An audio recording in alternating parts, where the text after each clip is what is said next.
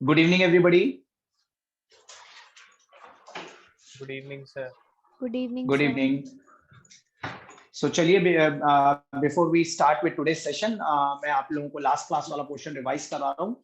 ध्यान से सुनिए and in case you have any doubt with respect to any topic, please let me know. आप लोगों को पता है कि presently we have started with the fourth chapter, chemical bonding and molecular structure. And within this chapter, we are supposed to study about different type of chemical bonds. What are the various type of bonds? Why do the elements take part in chemical bonding? And how those different type of bonds are formed. लेकिन हमने starting में एक और concept clear करा था कि what is the need behind the chemical bonding, why does any element takes part in chemical bonding. तो उसका रीजन आई होप आप लोगों को समझ में आ गया था. There are two causes behind chemical bonding. The very first reason behind chemical bonding was explained by Lewis in terms of his octet rule.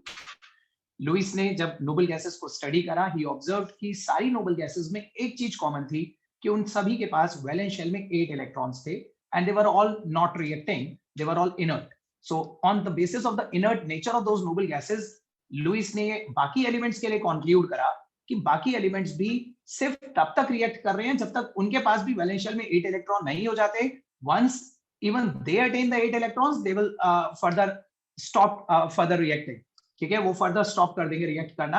यानी कि कोई भी एलिमेंट, उसका एम होता है, उसका पर्पस होता है कि वो अपनी वैलेंस शेल में 8 इलेक्ट्रॉन अटेन करना चाहता है. So tendency to have a complete octet with 8 electron in its valence shell is the reason behind chemical bonding. मैंने आपको ये भी बताया था कि ओरिजिनली जब लुइस का ये ऑक्टेट रूल आया था, उस वक्त बहुत कम एलिमेंट्स नोन थे, very few elements were known.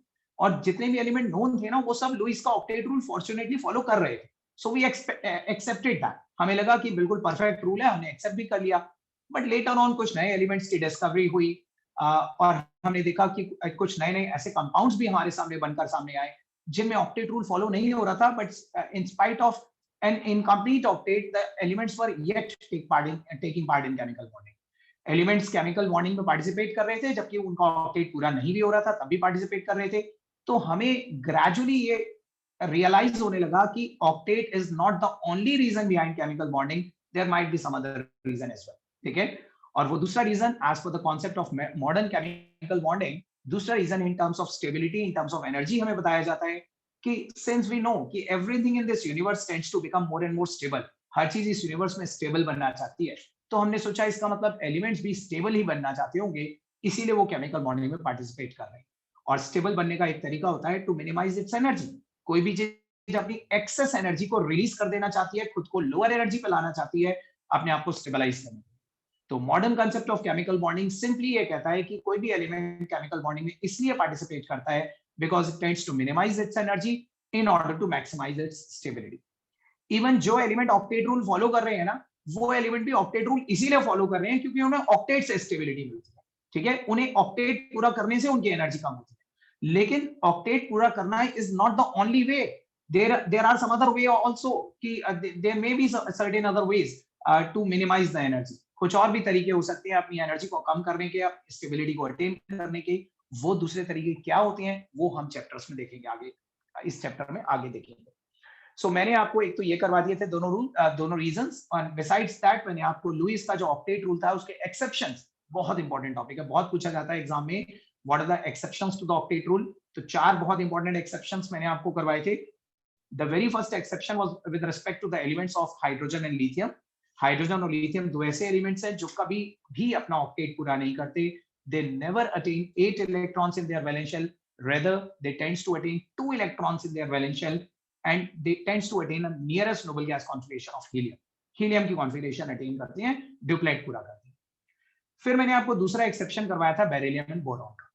Beryllium and boron ऐसे एलिमेंट्स हैं जो ना ड्यूप्लेट पूरा करते हैं ना ऑक्टेट पूरा करते हैं, लेकिन वो ड्यूप्लेट से ज्यादा और ऑक्टेट से कम, ड्यूप्लेट और ऑक्टेट के बीच में कहीं रुक जाते हैं.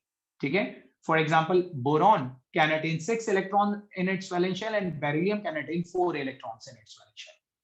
बेरिलियम और बोरॉन साइज में इतने छोटे हैं कि उनकी ionisation enthalpy is too high and it is very difficult for them to lose electrons. तो वो एनर्जेटिकली लूज करना उनके लिए पॉसिबल नहीं है और एनर्जेटिकली गेन करना भी पॉसिबल नहीं. तो जब एलिमेंट के पास लूज या गेन करने का ऑप्शन नहीं होता तो फिर उससे शेयर करता है. और आपको पता है शेयरिंग तो म्यूचुअल होती है. म्यूचुअल इन द सेंस कि जितने अपने हैं उतने ही दूसरे के शेयर हो पाएंगे. ऐसा तो नहीं हो सकता ना कि बेरिलियम के पास 2 इलेक्ट्रॉन है और वो 2 के साथ 6 शेयर कर ले? Is it possible? 2 के साथ 6 थोड़ी ना शेयर हो सकते हैं, 2 के साथ तो 2 ही शेयर हो पाएंगे। और अगर बेरिलियम अपने 2 के साथ किसी दूसरे 2 के 2 एलिमेंट्स 2 इलेक्ट्रॉन शेयर भी कर लेगा तो सिर्फ 4 इलेक्ट्रॉन ही अटेन कर पाएगा। ऐसे कंपाउंड्स जिनमें सेंट्रल एलिमेंट का ऑक्टेट पूरा नहीं होता, they have less than 8 electrons, ऐसे कंपाउंड्स को इलेक्ट्रॉन डेफिशिएंट हाइपोवैलेंट कंपाउंड्स कहा जाता है। मैंने आपको हाइपोवैलेंट टर्म लिखवाई होगी, या electron deficient compound. BeCl2 and BCl3 are the 2 examples. इसके अलावा मैंने तीसरा एक्सेप्शन आपको बताया था कि जहां एक तरफ हमारे पास पीरियोडिक टेबल में ऐसे एलिमेंट्स होते हैं जो ऑक्टेट से कम पे रह जाते हैं, ऑक्टेट भी नहीं पूरा कर पाते, वहीं दूसरी तरफ हमारे पास पीरियोडिक टेबल में ऐसे भी कुछ एलिमेंट्स होते हैं जो ऑक्टेट के बियॉन्ड भी निकल जाते हैं। वो ऑक्टेट पे चाहते तो रोक सकते थे, लेकिन ऑक्टेट पे आने के बाद भी वो रुके नहीं, they kept on reacting further, they have a tendency to attain an expanded octet, वो अपने ऑक्टेट के आगे निकल जाने की कैपेबिलिटी रखती है। वैसे तो बहुत सारे एलिमेंट्स होते हैं, लेकिन मैंने आपको 3 बड़े कॉमन एग्जांपल्स दिए थे, आपको 3 सिंपल एलिमेंट्स आपको बताए थे, phosphorus, sulphur and iodine. Phosphorus के पास 5 वैलेंस इलेक्ट्रॉन होते हैं, और पांचों के पांचों इलेक्ट्रॉन बॉन्डिंग में शेयरिंग में पार्टिसिपेट करके 10 इलेक्ट्रॉन अपनी वैलेंस शेल में अटेन कर सकता है, लाइक PCl5। सल्फर के पास 6 वैलेंस इलेक्ट्रॉन होते हैं और वो 6 हैलोजेंस के साथ शेयर करके 12 इलेक्ट्रॉन्स अपनी वैलेंस शेल में अटेन कर सकता है, लाइक SF6।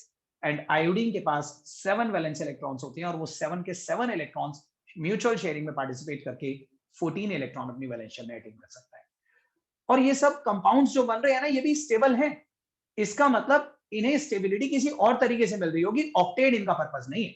अगर ऑक्टेट ही इनका पर्पस होता तो ऑक्टेट पे रुक जाना चाहिए था इन्हें, लेकिन ऑक्टेट पे ये रुके नहीं, ऑक्टेट से आगे भी रिएक्ट करते रहे। इसका मतलब इन्होंने स्टेबिलिटी किसी दूसरे तरीके से अटेन करी। There might be some other criteria among these molecules.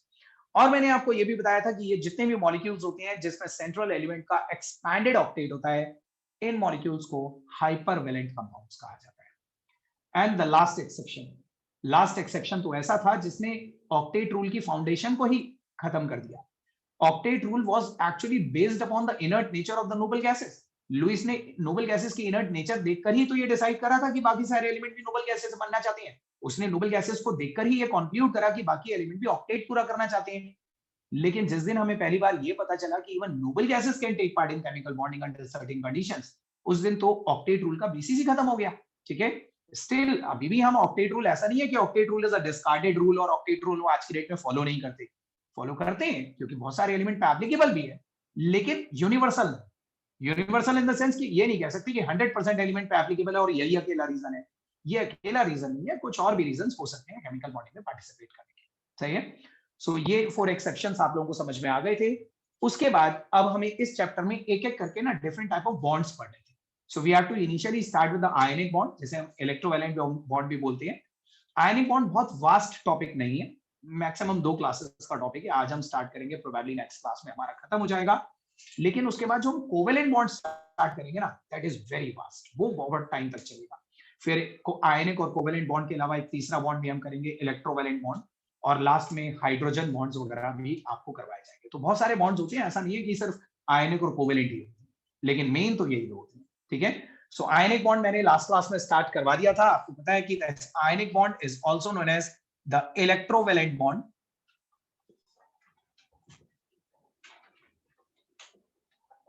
And इस इलेक्ट्रोवैलेंट बॉन्ड की सबसे पहले हम लोगों ने डेफिनेशन डिस्कस करी।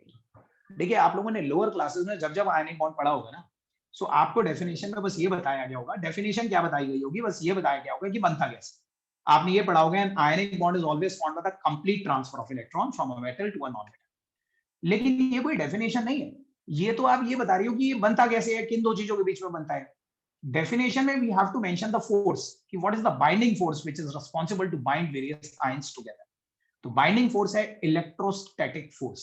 मैंने आपको बताया था ionic bond is an electrostatic force of attraction between the oppositely charged ions. और फिर सेकंड पैराग्राफ में आप बताइए, it is always formed by the complete transfer of electron from a metal to a non metal. ठीक है, आपको याद है ना, जो हमने बिल्कुल स्टार्टिंग में, चैप्टर के स्टार्टिंग में जनरल डेफिनेशन लिखी थी केमिकल बॉन्ड की, उसमें मैंने बताया था chemical bond is a kind of force, is a force of attraction which is responsible to bind various atoms और आयंस टुगेदर। तो आपको हर टाइप के बॉन्ड में वो फोर्स का नाम बताना है। तो आयनिक बॉन्ड में उस फोर्स का नाम है इलेक्ट्रोस्टैटिक फोर्स। ये तो आप लोगों को मालूम है, पॉजिटिव और नेगेटिव के बीच की फोर्स को इलेक्ट्रोस्टैटिक फोर्स ऑफ अट्रैक्शन बोलते हैं। सो बताइए, आयनिक बॉन्ड की डेफिनेशन क्लियर थी ना आपको? It is an electrostatic force of attraction which is responsible to bind the, it is an ionic force of attraction between the oppositely charged ions, and it is always formed by the complete transfer of electron from a metal to a non-metal. अब ये भी याद रखिएगा, during the formation of any ionic compound, एक metal अपने कितने electron lose करता है, दूसरा कितने गेन करता है, नंबर ऑफ इलेक्ट्रॉन कितने ट्रांसफर हो रहे हैं, उसे कहा जाता है electrovalency. Electrovalency is the number of electrons which are either lost और gained by an element during ionic bond formation. एक होती है कोवेलेंस। कोवेलेंसी हम कोवेलेंट बॉन्ड्स के लिए यूज करते हैं, वहां पे हम बोलते हैं कोवेलेंसी का मतलब होता है कितने इलेक्ट्रॉन शेयर हुए, लेकिन यहाँ शेयरिंग तो नहीं हो रही, यहाँ तो लॉस या गेन हो रहा है। तो electrovalency is the number of electrons which are either lost और gained by an element during ionic bond formation. और मैंने आपको एक चीज और बताई थी लास्ट क्लास में, इफ यू रिमेंबर। देखिए, अगर आप NaCl का एग्जांपल कंसीडर करेंगे तो NaCl में तो आपको पता है Na ने एक इलेक्ट्रॉन लूज करा, Cl ने एक इलेक्ट्रॉन गेन करा, तो Na की भी इलेक्ट्रोवैलेंसी 1 है और Cl की भी इलेक्ट्रोवैलेंसी 1 है। लेकिन ये जरूरी नहीं होता कि जितनी इलेक्ट्रोवैलेंसी कैटायन की उतनी एनायन की भी हो, ठीक है? ये 1:1 का रेशियो का सॉलिड है, इसमें तो ऐसा है। लेकिन जो 1:2 का रेशियो आ जाए या 1:3 का रेशियो आ जाए, वहां पे मेटल की इलेक्ट्रोवैलेंसी अलग हो सकती है और नॉन मेटल की इलेक्ट्रोवैलेंसी अलग हो सकती है। बताया था नहीं बात? जैसे MgCl2 में अकेले Mg ने 2 इलेक्ट्रॉन लूज करे, ठीक है? Mg पे 2+ आ गया है, तो Mg की इलेक्ट्रोवैलेंसी है 2 because it has lost 2 electrons. लेकिन उसके लूज करे गए इलेक्ट्रॉन 2 अलग अलग क्लोरीन ने गेन करे। एक इलेक्ट्रॉन एक क्लोरीन ने गेन करा, दूसरा दूसरे क्लोरीन ने गेन करा, तो पर क्लोरीन इलेक्ट्रोवैलेंसी 1 मानी जाएगी। सही है?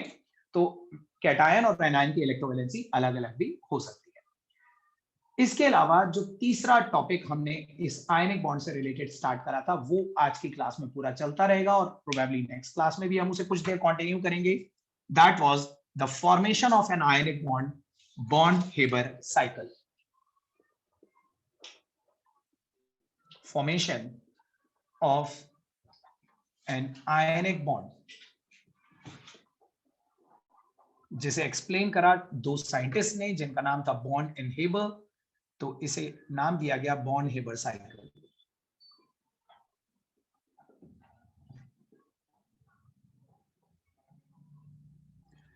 देखिए, जब भी आपको आयनिक बॉन्ड स्पेशली NaCl वगैरह के बारे में बचपन में कभी पढ़ाया गया, तो आपको सिर्फ 2 बातें बताई गई कि सोडियम ने इलेक्ट्रॉन लूज करा, क्लोरीन ने गेन करा और बन गया आयनिक बॉन्ड। लेकिन इतना सिंपल नहीं होता, ठीक है? अगर हम पूरा from the ground state in the sense, ground state का मतलब समझते हो? ग्राउंड स्टेट हम उस फॉर्म को बोलते हैं जिस फॉर्म में एलिमेंट नेचर में एग्जिस्ट करता है, ठीक है? Na नेचर में Na सॉलिड एग्जिस्ट करता है, और क्लोरीन की जो स्टैंडर्ड ग्राउंड फॉर्म होती है वो होती है Cl2 गैस। तो starting from their elemental form, starting from the natural form of those elements, how can we reach to the particular ionic compound? एक आयनिक बॉन्ड तक कैसे पहुंचेंगे, कौन कौन से स्टेप्स इन्वॉल्व होंगे, कौन कौन सी एनर्जीज रिलीज एब्जॉर्ब होंगी, उस पूरे step by step sequential process को हम बॉन्ड-हेबर साइकिल में पढ़ते हैं। बॉन्ड-हेबर साइकिल मैंने सिर्फ ओरली बताया था ना, कुछ लिखाया तो नहीं था इसके बारे में? वो आपने एक फ्लो चार्ट बना लिया होगा बस, लेकिन थ्योरेटिकली कुछ लिखा था? बॉन्ड-हेबर साइकिल की डेफिनेशन लिखी थी, ठीक है? सो आज पहले बॉन्ड-हेबर साइकिल की डेफिनेशन से स्टार्ट करते हैं। आप लिखिए, एक स्टेटमेंट लिखिए।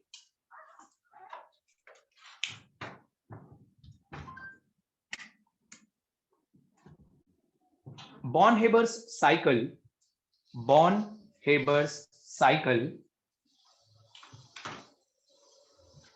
provides us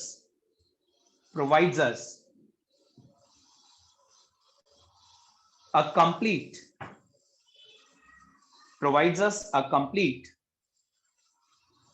step-by-step process involved in the formation of an ionic bond. Step-by-step process involved in the formation of an ionic bond, starting from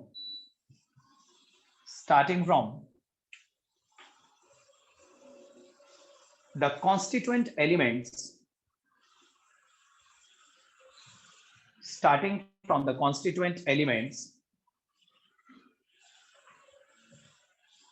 in their natural form. Starting from the constituent elements in their natural form. Sir electrovalency में और valency में कुछ फर्क होता है? Valency is a general term Deepanshu, valency तो एक general term है। वैलेंसी फर्दर दो टाइप की होती है, कोवैलेंसी या electrovalency. Valency is a general term. Valency जब हम डिफाइन करते हैं तो हम इस बात पे ध्यान नहीं देते कि हम कोवैलेंट के लिए बोल रहे हैं या आयनिक के लिए बोल रहे हैं। वैलेंसी में तो हम दोनों बातें एक साथ बोल देते हैं कि valency is the number of electrons which are either lost, gained और शेयर ड्यूरिंग केमिकल बॉन्ड।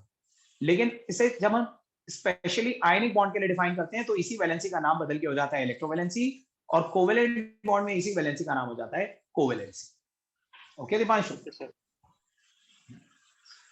अब देखिए, मैंने स्टार्टिंग में बॉर्न-हेबर्ट साइकिल के बारे में जो अभी लिखवाया, आई होप आपको वो समझ में आ गया होगा।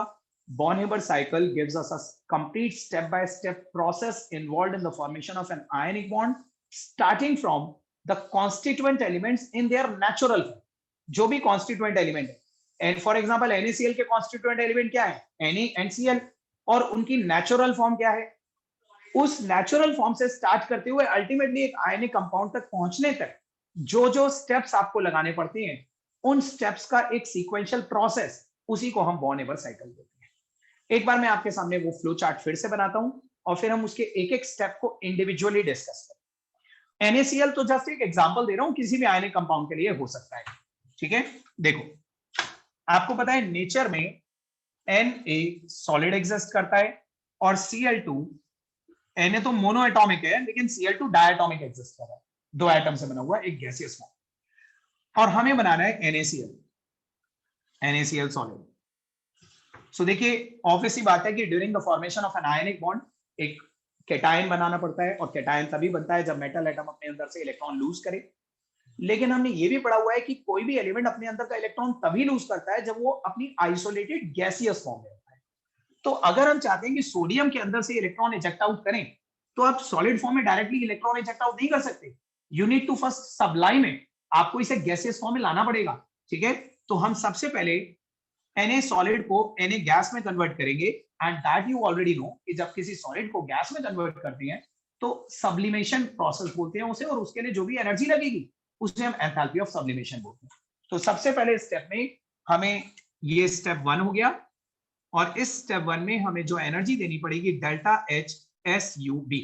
डेल्टा H मतलब एंथैल्पी, और उसके नीचे SUB हम एज इनिशियल लिख देते हैं सब्लिमेशन के, ताकि हमें पता चल जाए कि हमें कौन सी एनर्जी देनी है। एक बार जब एंथैल्पी ऑफ सब्लिमेशन देने के बाद Na गैस बन गया, अब नेक्स्ट स्टेप में हम delta H ionisation enthalpy, delta HI देंगे इसे, आयोनाइजेशन एंथैल्पी। ये स्टेप 2 होगा। ऐसा करने से ये Na पॉजिटिव में कन्वर्ट हो जाएगा और एक इलेक्ट्रॉन इजेक्ट आउट होगा। ठीक है, उस इलेक्ट्रॉन को हम यहां पे दिखा देते हैं एरो पे, माइनस इलेक्ट्रॉन, माइनस मतलब रिलीज हुआ। सही है। अब दूसरी तरफ हम चाहते हैं कि ये जो इलेक्ट्रॉन सोडियम में से निकला क्लोरीन से गेन कर ले, लेकिन कभी मॉलिक्यूल इलेक्ट्रॉन गेन नहीं करते, एटम से इलेक्ट्रॉन गेन करते हैं। ठीक है, तो इसे अभी ये कंबाइंड फॉर्म है, इसे लाना पड़ेगा आइसोलेटेड फॉर्म। आइसोलेटेड मतलब दोनों एटम अलग अलग करने पड़ेंगे। तो आपको बेसिकली क्या करना है, Cl और Cl के बीच में ये जो कोवेलेंट बॉन्ड बना हुआ है, इस बॉन्ड को तोड़ना है, and for breaking of any bond we need to provide certain energy. Covalent bond को तोड़ने की जो एनर्जी होती है उसका नाम होता है एंथैल्पी ऑफ डिसोसिएशन। तो आपको देनी पड़ेगी एंथैल्पी ऑफ डिसोसिएशन, और दिस इज स्टेप 3। और ऐसा करने से अब आपके पास जो मॉलिक्यूलर क्लोरीन था वो एटॉमिक क्लोरीन में कन्वर्ट होकर मिलता है। दो मिलेंगे लेकिन हम उसमें से एक लेंगे। सही है, ऑब्वियसली दो क्लोरीन मिले होंगे हमें। अब ये अभी भी गैसियस फॉर्म में है। अब हम इसको वो इलेक्ट्रॉन गेन करवा देंगे जो ऊपर सोडियम ने रिलीज करा था। इस प्रोसेस में डेल्टा H Eg रिलीज होगी। Eg means electron gain enthalpy, और क्योंकि वो रिलीज होती है, आपको याद होगा हम ऑलरेडी पढ़ चुके हैं प्रीवियस चैप्टर में, it is the energy release when an electron is added to the valence shell. तो ये रिलीज होती है इसलिए नेगेटिव। ठीक है, आपको ये याद है ना, हर रिलीज होने वाली एनर्जी हर एक्सोथर्मिक प्रोसेस नेगेटिव साइन से रिप्रेजेंट करा जाता है, और इस प्रोसेस में ये बन जाएगा Cl नेगेटिव। और एक बार Na पॉजिटिव और Cl नेगेटिव बन गए तो इन्हें कंबाइन नहीं करना होगा, और जब भी आप अपोजिट आयंस को कंबाइन करके पैक करेंगे एक आयनिक बॉन्ड में, तो अगेन एक एनर्जी रिलीज होगी, और ये एनर्जी होगी लेटेस्ट एंथैल्पी, LE, इसे लेटेस्ट एंथैल्पी बोलते हैं।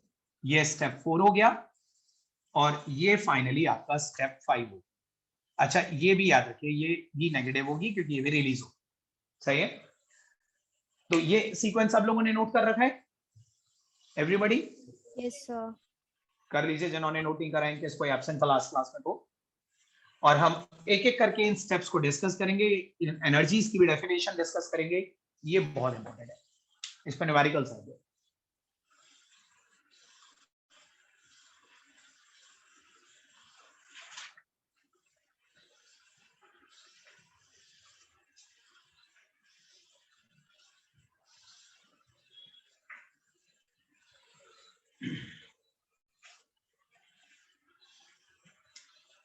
नोट करते ही मुझे बता दीजिए जो भी लोग नोट कर रहे हैं, और फिर मुझे बताइए।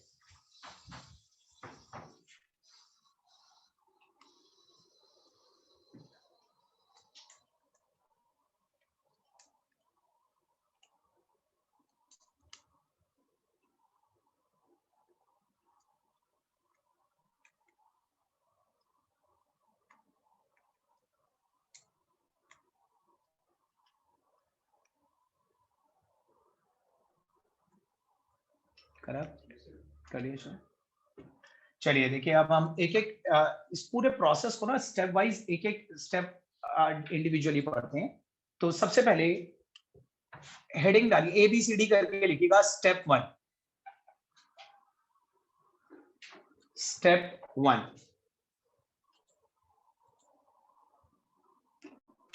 लिखिए firstly the solid metal atom, firstly the solid metal atom is converted to its gaseous form,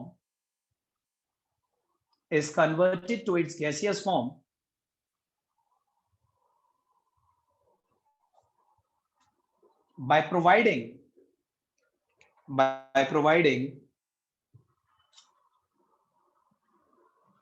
the enthalpy of sublimation to it,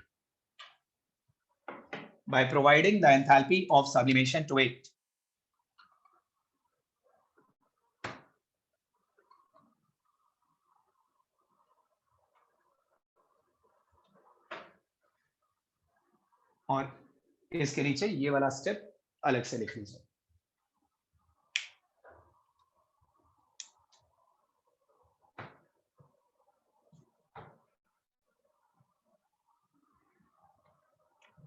next heading डालिए step 2।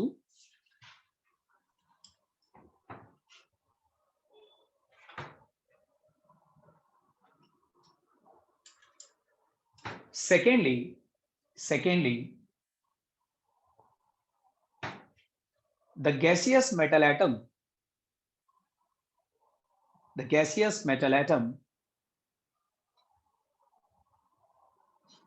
is converted to a cation by providing ionization enthalpy to it.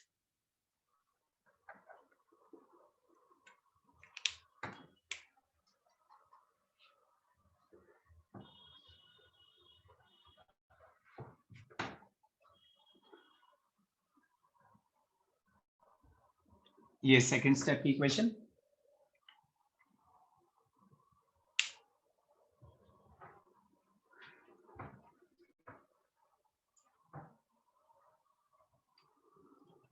उसके बाद step 3 लिखिए, heading डालिए step 3।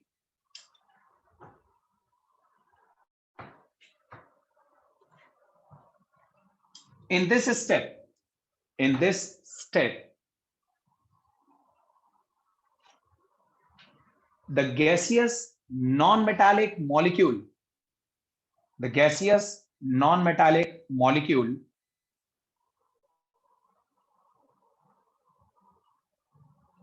is dissociated to its isolated atoms, dissociated to its isolated atoms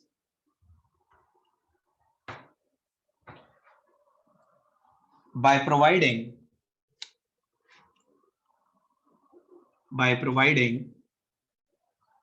the enthalpy of dissociation.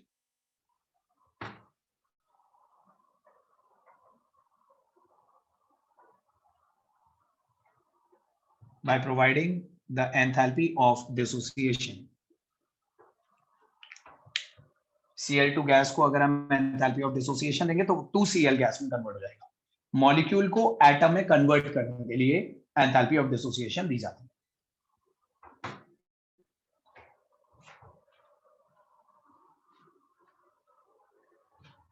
Step 4 लिखिए.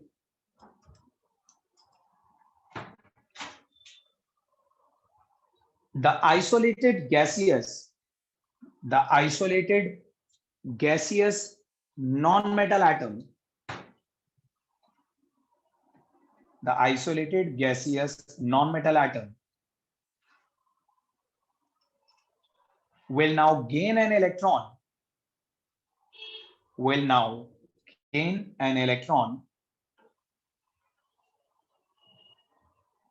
to form an anion,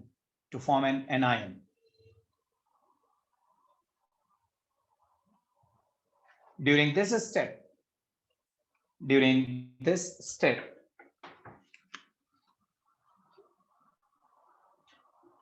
electron gain enthalpy is released.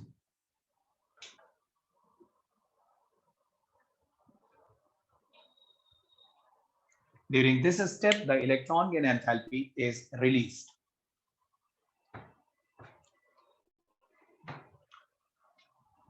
Step 5 लिखिए. Electron gain enthalpy release के नीचे ये question note कर लीजिएगा. Step 4 की.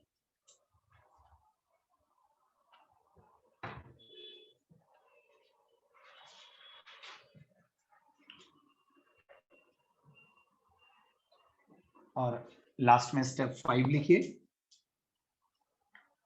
Finally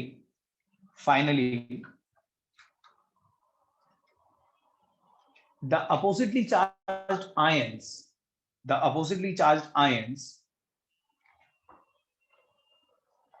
are packed together. Oppositely charged ions are packed together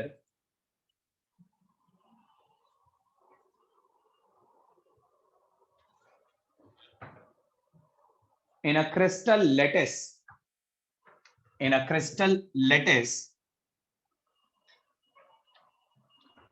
to form an ionic solid. In a crystal lattice to form an ionic solid, and during this step,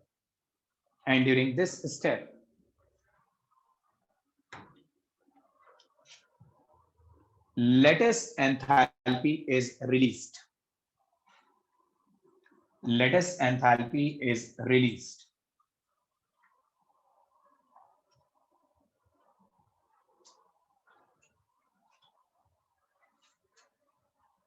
clear है ये पांचों steps. अब देखो finally in पांचों energies का अगर हम sum total करें, ठीक है, हमने 5 स्टेप्स लगे, हर स्टेप में या तो कुछ एनर्जी दी गई और कुछ स्टेप्स में एनर्जी रिलीज भी हुई, तो नेट एनर्जी का जो ट्रांसफर हुआ, सारी एनर्जीज को ऐड अप करके जो ट्रांसफर हुआ, उस नेट एनर्जी को हम क्या बोलेंगे? ध्यान से देखिएगा.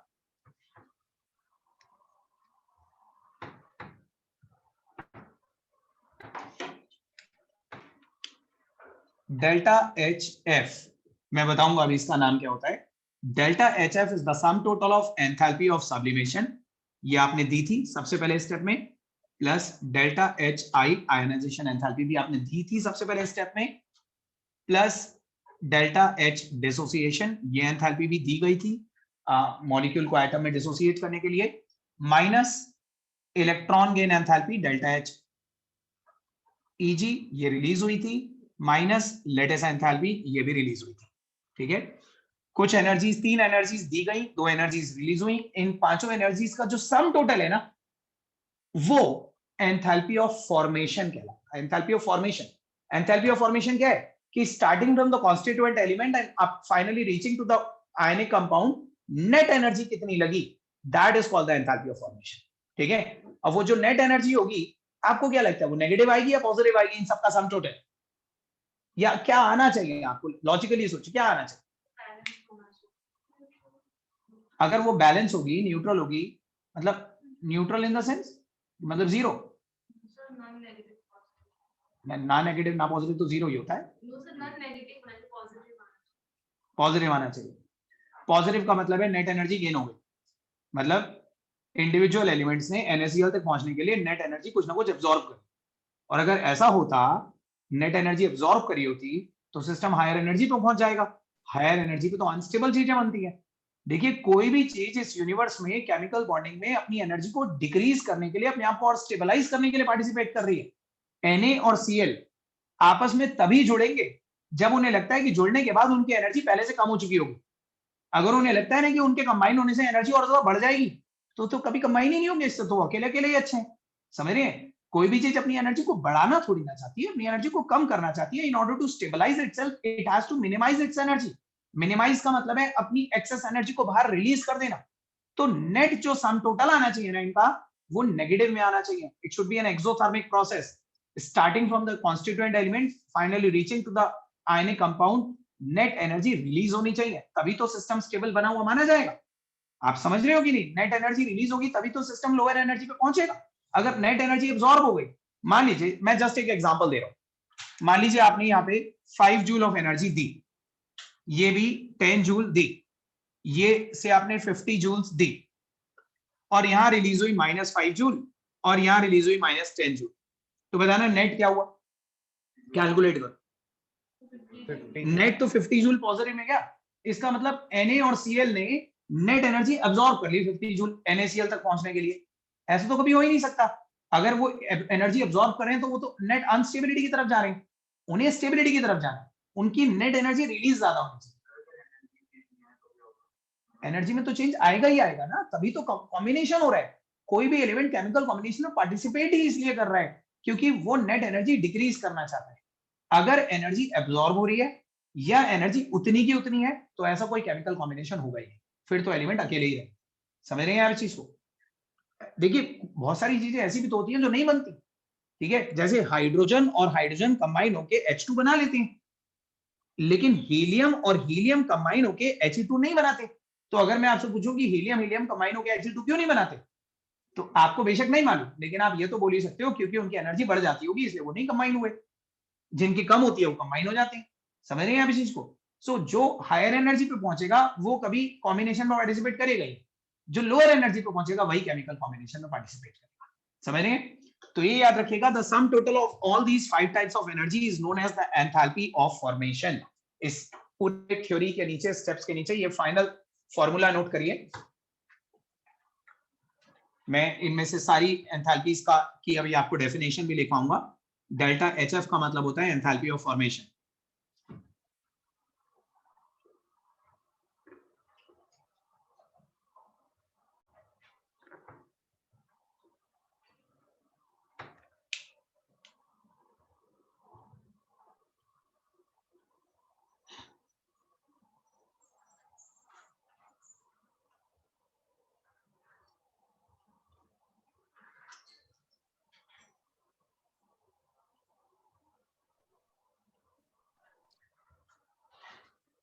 फॉर्मूला नोट करा सबने? Yes sir.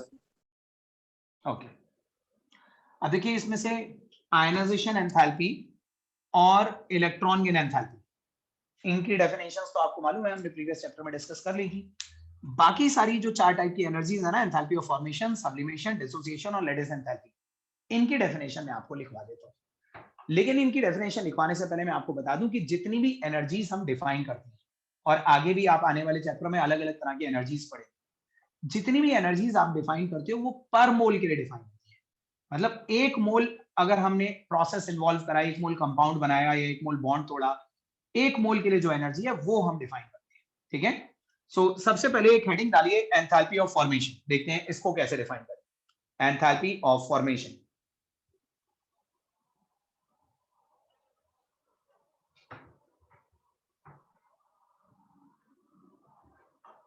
It is the energy released. It is the energy released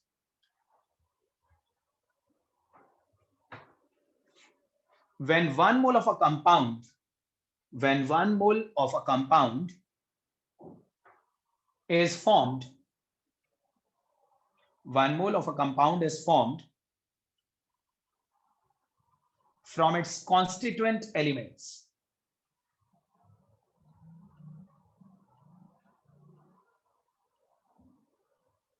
One mole of a compound is formed from its constituent elements. जब आप constituent element से start करते हुए 1 मोल कंपाउंड बनाते हो तो नेट एनर्जी कितनी रिलीज होती है, that is called the enthalpy of formation, ठीक है।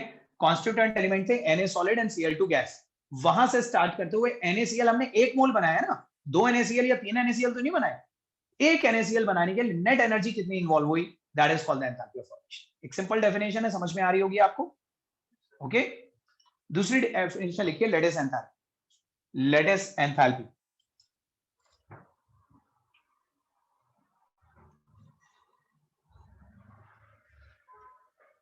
It is the energy released.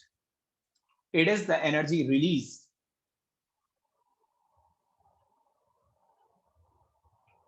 when 1 mole of an ionic compound, when 1 mole of an ionic compound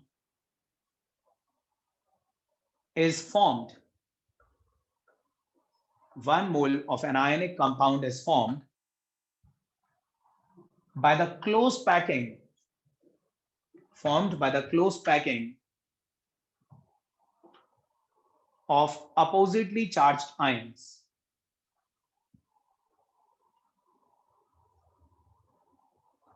Oppositely charged ions. Sir packing के बाद बता दें। By the close packing of oppositely charged ions. देखो मैं आपको एक चीज समझाता हूं, वो फ्लो चार्ट दोबारा बनाता हूं आपके सामने।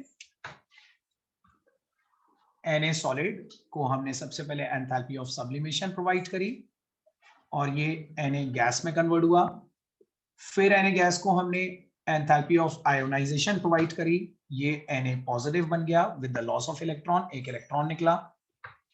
इधर Cl2 गैस था, इसे हमने एंथैल्पी ऑफ सब्लिमेशन प्रोवाइड करी, sorry dissociation, enthalpy of dissociation provide करी, ये 2Cl गैस में कन्वर्ट हुआ होगा, लेकिन इसमें से हम 1 Cl यूज करेंगे, ठीक है।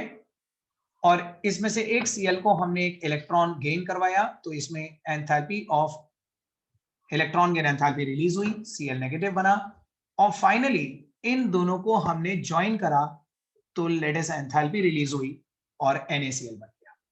अब आप सब लोग जो डेफिनेशन मैंने अभी अभी आपको 2 लिखवाई, डिफरेंशिएट करिए कि एंथैल्पी ऑफ फॉर्मेशन और एंथैल्पी ऑफ लेटिस एंथैल्पी, दोनों में डिफरेंस पता लगा पा रहे हो आप?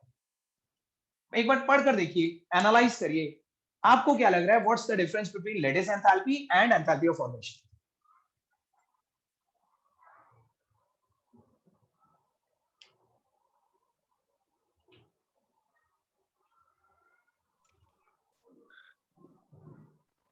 पता लग रहा है या नहीं?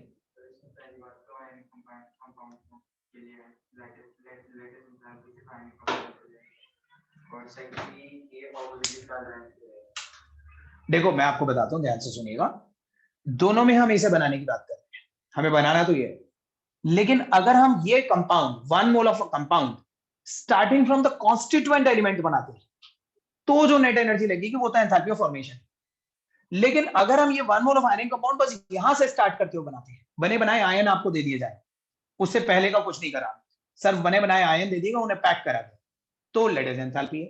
आप देखिए लेटेस्ट एंथैल्पी की डेफिनेशन मैंने वहीं से लिखवाया है कि it is the energy release when 1 mole of an ionic compound is formed by the close packing of oppositely charged ions. Ions बने बनाए दिए गए, उन आयंस को बस पैक करना था, और पैकिंग के टाइम पे जो एनर्जी रिलीज हुई दैट इज लेटेस्ट एंथैल्पी। लेकिन एंथैल्पी ऑफ फॉर्मेशन में तो हमने starting from the constituent elements, ठीक है, जो नेट एनर्जी लगी वो एंथैल्पी ऑफ फॉर्मेशन। और एंथैल्पी ऑफ फॉर्मेशन जो है ना, वो किसी भी कंपाउंड के लिए यूज हो सकती है, कोवेलेंट के लिए भी, आयनिक के लिए। चाहे आप 1 मोल ऑफ, देखो एंथैल्पी ऑफ फॉर्मेशन की डेफिनेशन में देखो मैंने लिखा है, it is the energy release when 1 mole of a compound, कोई कोवेलेंट या आयनिक मेंशन नहीं करा, चाहे 1 मोल कोवेलेंट बनाओ या 1 मोल आयनिक बनाओ, 1 मोल कंपाउंड बनना चाहिए starting from the constituent element, उसे एंथैल्पी ऑफ फॉर्मेशन बोलते हैं। लेकिन लेटिस एंथैल्पी सिर्फ और सिर्फ आयनिक बॉन्ड की फॉर्मेशन के लिए बोलते हैं। Lattice enthalpy oppositely charge ions की पैकिंग से तो आयनिक कंपाउंड ही बनाओगे ना, कोवेलेंट कंपाउंड थोड़ी ना बनाएंगे, ठीक है। तो everybody getting the difference between lattice enthalpy and enthalpy of formation, ठीक है। उसके बाद तीसरी डेफिनेशन एंथैल्पी ऑफ डिसोसिएशन की लिखवाता हूं मैं। एंथैल्पी ऑफ डिसोसिएशन, सर जो हमने एंथैल्पी ऑफ फॉर्मेशन में लास्ट में क्या लिखवाया था, compound is form enthalpy of formation में लास्ट में, हाँ सर मेरा मिस हो गया था। मैंने आपको एंथैल्पी ऑफ फॉर्मेशन शुरू से बोल देता हूं, इनकेस अगर कुछ मिस हुआ है तो। मैंने आपको लिखा है, it is the energy release when 1 mole of a compound is formed from the constituent elements in the natural form. Natural form word शायद ना लिखवाया हो। 1 mole of a compound is formed starting from its constituent elements. Okay. 1 mole of a compound is formed from its constituent elements. ठीक है? Yes. अब मैं आपको enthalpy of dissociation की डेफिनेशन लिखवा रहा था, लिखिए। It is the energy required to dissociate.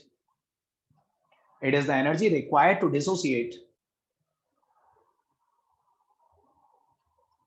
1 mole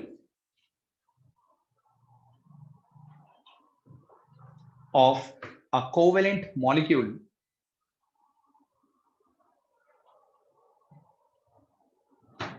into its constituent atoms.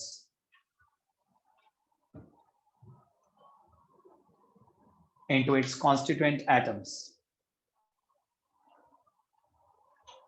एक मोल कोवेलेंट मॉलिक्यूल को अपने कॉन्स्टिट्यूएंट एटम्स में स्प्लिट करने के लिए जो एनर्जी चाहिए, that is called the enthalpy of dissociation. जैसे Cl2 को Cl के बीच का बॉन्ड तोड़ दिया और दो Cl अलग अलग हो गए, that is called the enthalpy of dissociation. Simple definition है, यहाँ पे मैंने लिखा है, it is the energy required, ये रिक्वायर्ड है, ठीक है। और एक और एंथैल्पी थी, enthalpy of sublimation. This is also very simple. Enthalpy of sublimation heading डालिए।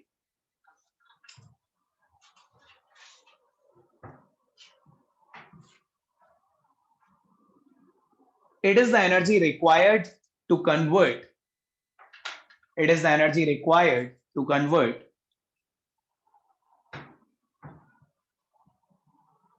1 mole of a solid. Energy required to convert 1 mole of a solid into its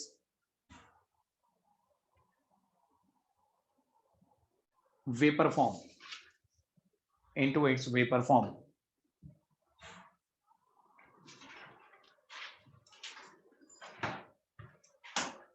So ये सारी एनर्जीज बड़ी सिंपल थी, आप लोगों को समझ में आ गया होगा।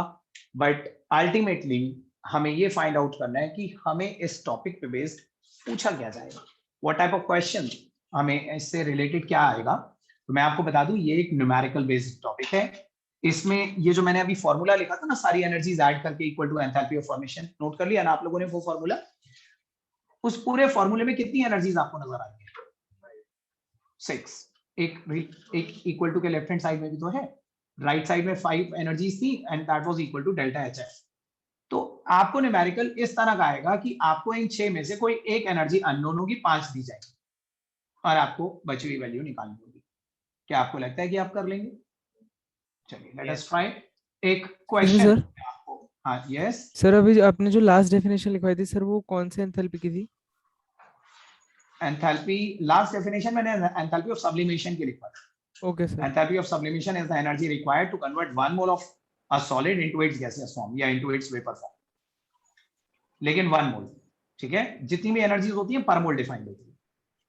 सर हाँ सर रोहित मेरे बोलो। को डाउट था कि सर आपने लिखा सॉलिड है, ये सोडियम है इस फॉर्म में गैस में, तो जो वो निकल रहा है इलेक्ट्रॉन, तो सर वो जो वो उस तरफ आएगा रिएक्टेंट साइड, या फिर सर यहाँ आएगा बीच में आएगा? रोहित, मैं आपकी बात नहीं समझ पा रहा, आप थोड़ा सा और क्लियरली बताइए। सर जो आपने सोडियम का फॉर्म लिया है ये गैस का, उसमें जो इलेक्ट्रॉन निकल रहा है वो सर इस साइड आएगा रिएक्टेंट साइड, या फिर सर प्रोडक्ट इसके साइड बीच में आएगा ना आएगा इलेक्ट्रॉन, एरो के? Product side. या तो आप ऐसे दिखा दो इसे कि Na प्लस प्लस इलेक्ट्रॉन, या तो आप इस तरह से दिखा दो, या आप ऐसे भी लिख सकते हो इसे Na gas gives Na positive और एरो पे माइनस इलेक्ट्रॉन, माइनस मतलब ये निकल गया ड्यूरिंग दिस प्रोसेस, लेकिन रिएक्टेंट की तरफ मत लिख देना। सर तो ये सेम ही एक ही बात है, दिस इज ये सेम। दोनों। या तो कोई चीज प्रोडक्ट की तरफ दिखा दी जाए, या फिर उसी चीज को एरो पे नेगेटिव में दिखा दिया जाए। एनर्जी भी तो ऐसी होती है, या तो यहाँ पे नेगेटिव में दिखा दो, यहाँ पे प्लस करके दिखा दो कि प्रोडक्ट की तरफ रिलीज हुई। सही है। चलिए एक क्वेश्चन लिखते हैं। Calculate the lattice enthalpy, calculate the lattice enthalpy of KCl, lattice enthalpy of KCl, lattice enthalpy of KCl from the given data, from the given data.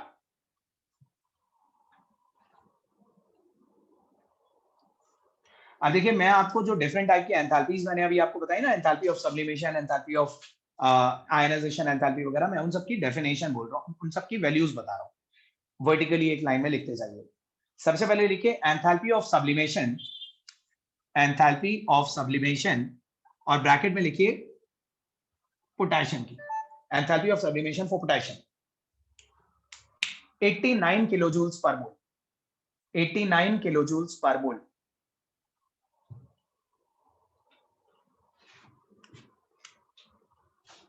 Delta HI for potassium, ionization enthalpy for potassium, delta HI for potassium 425 kilojoules per mole, 425 kilojoules per mole। 425 425 kilojoules per mole। Enthalpy of dissociation for chlorine, enthalpy of dissociation for chlorine 244 kilojoules per mole,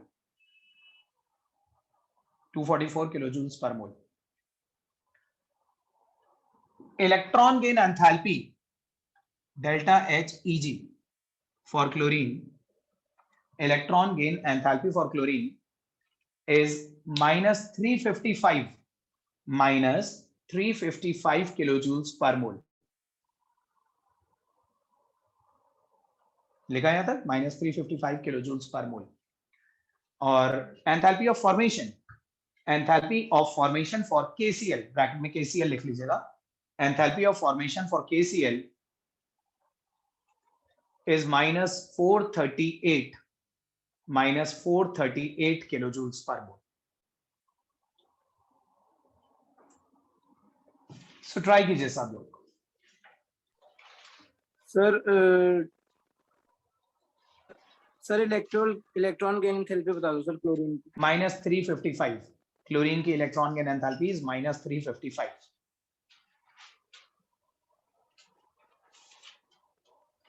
और sir enthalpy of formation? Enthalpy of formation -438। Okay thank you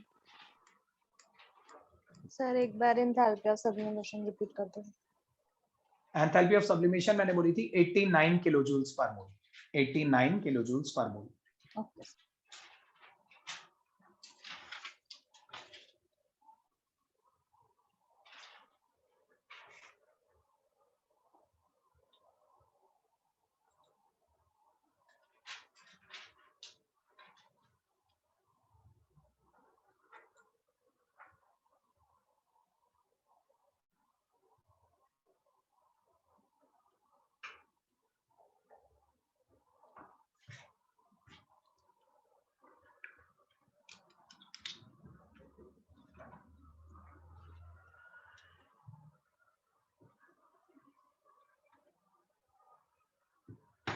एक छोटी सी mistake तो आप करोगे ही करोगे, लेकिन फिर भी आप एक बार ट्राई करो।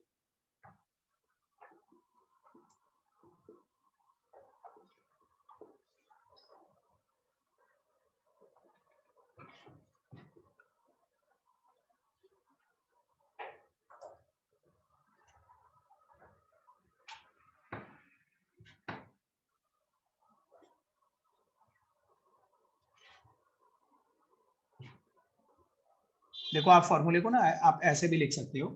आप एक चीज देख लीजिए, फॉर्मूले में मैं सब चीजें प्लस प्लस प्लस करके दिखा रहा हूँ, लेकिन जब आप इसकी वैल्यू लिखोगे तो वो वैल्यू जो भी दे रखी होगी वो रख दोगे। जैसे नेगेटिव में देखिए तो नेगेटिव रख दो, फॉर्मूले में मैंने पॉजिटिव ही दिखा रखा है। करा? सो जो ऑनलाइन है वो लोग मुझे चैट बॉक्स में आंसर देंगे।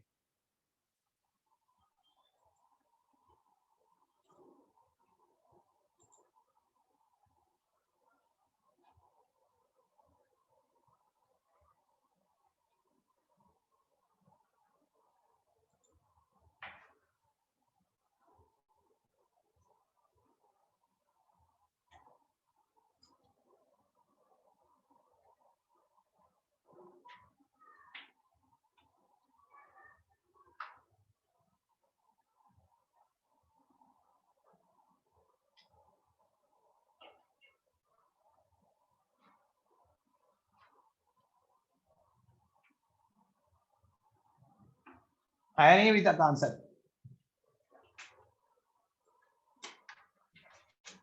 सर 841 किलो जूल पर मोल। -841 आ रहा है आप लोगों को सबका? Yes sir. किसी का कुछ और?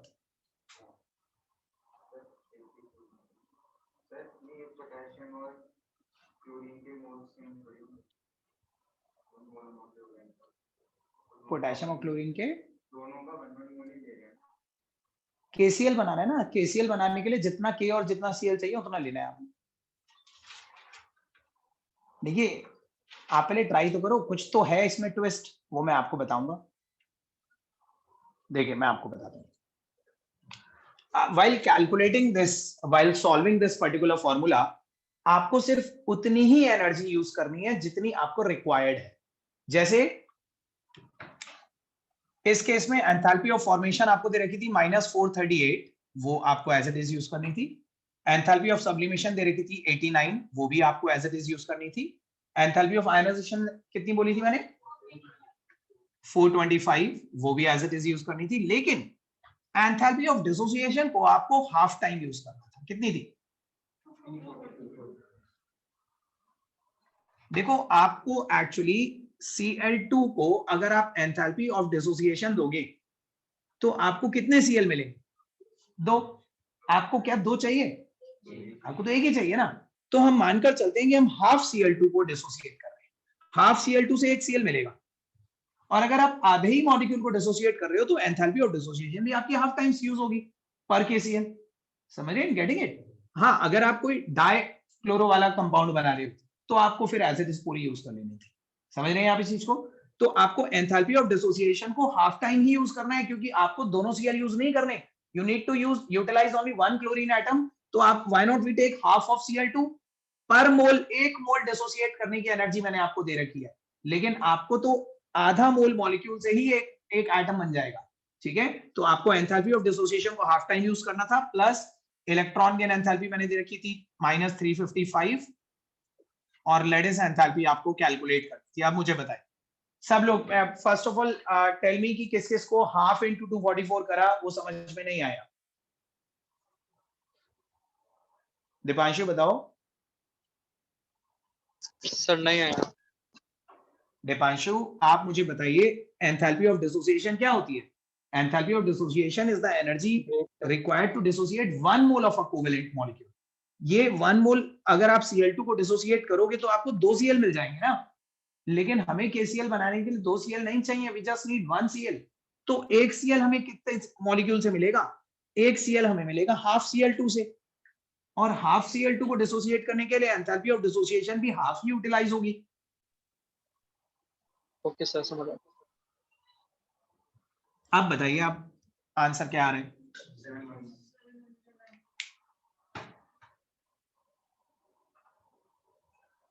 देवर्पन ये गलत आंसर है, कैलकुलेशन मिस्टेक होगी, दोबारा चेक करिए।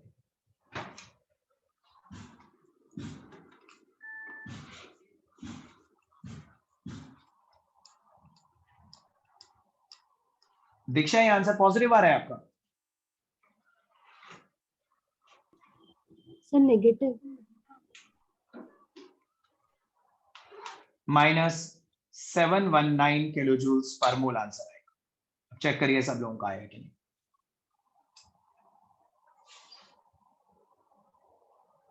आया रिजू? आगे अग्रिम, अखिला, अलीशा, अमेश, अनुरिमा, आया आंसर आप लोगों का?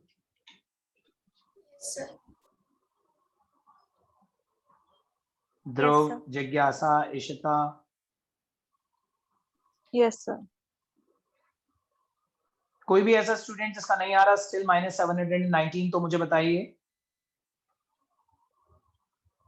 रचित, रितिका, सागर, सबका आंसर आया? Yes, sir. ठीक है। So now when you know the pattern कि कहां पे किस तरह के चेंजेस करने होते हैं, तो मैं आपको एक क्वेश्चन और देता हूं। अब एक्सपेक्ट करता हूं कि आप सही करेंगे। एक और क्वेश्चन लिखिए,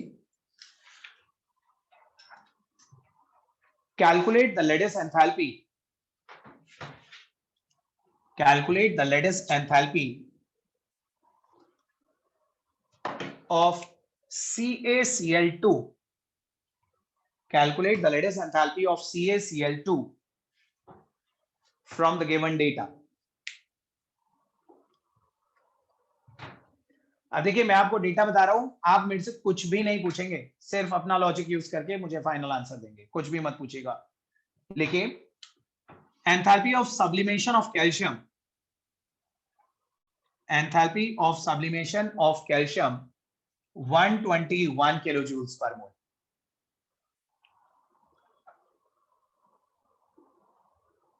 Enthalpy of ionization of calcium 2422 kilojoules per mole, 2422 kilojoules per mole।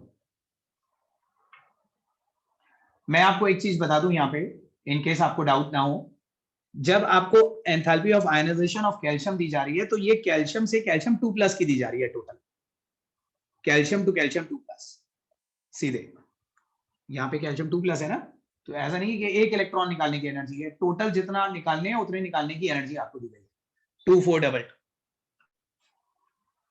फिर आपको दे रखी है enthalpy of electron gain enthalpy, लिखिए electron gain enthalpy of chlorine, electron gain enthalpy of chlorine तो अभी मैंने बताई भी थी आपको, वही रहेगी -355 kilo joules per mole.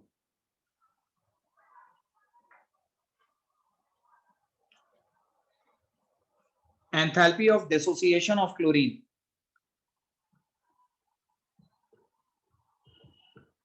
242.8 kilo joules per mole, 242.8 kilo joules per mole. Enthalpy of formation of CaCl2, enthalpy of formation delta HF of CaCl2 -795, -795 kilo joules per mole. जल्दी से मुझे सॉल्व करके बताइए क्या आंसर आ रहा है, और कुछ पूछेंगे नहीं आप।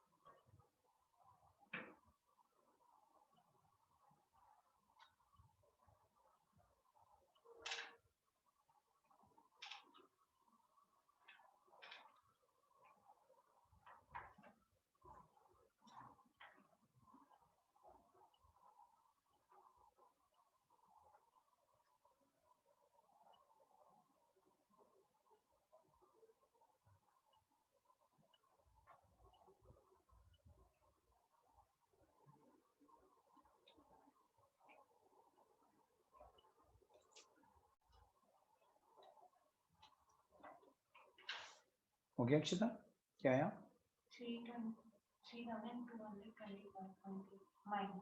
3225.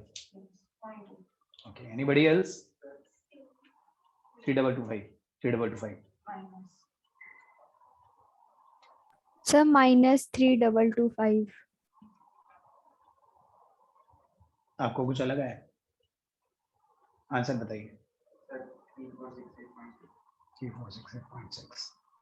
अच्छा, टेल मी वन थिंग, सब लोग मुझे एक चीज बताइए, आप सब लोगों ने जो जो एनर्जीज जैसी जैसी दी गई थी वैसी वैसी यूज करी है या किसी एनर्जी में कोई चेंज करा? सर चेंज किया है। Who is it? दिव्यांश, किसमें चेंज करा? और आपका आंसर क्या आया? Sir energy of dissociation answer बताइए पहले मुझे। सर -3468.6. 3468.6. आपका भी यही आ रहा है। क्या चेंज करा दिव्यांश आपने enthalpy of dissociation? Sir double कर दिया। एंथैल्पी ऑफ डिसोसिएशन को डबल कर दिया? Yes sir.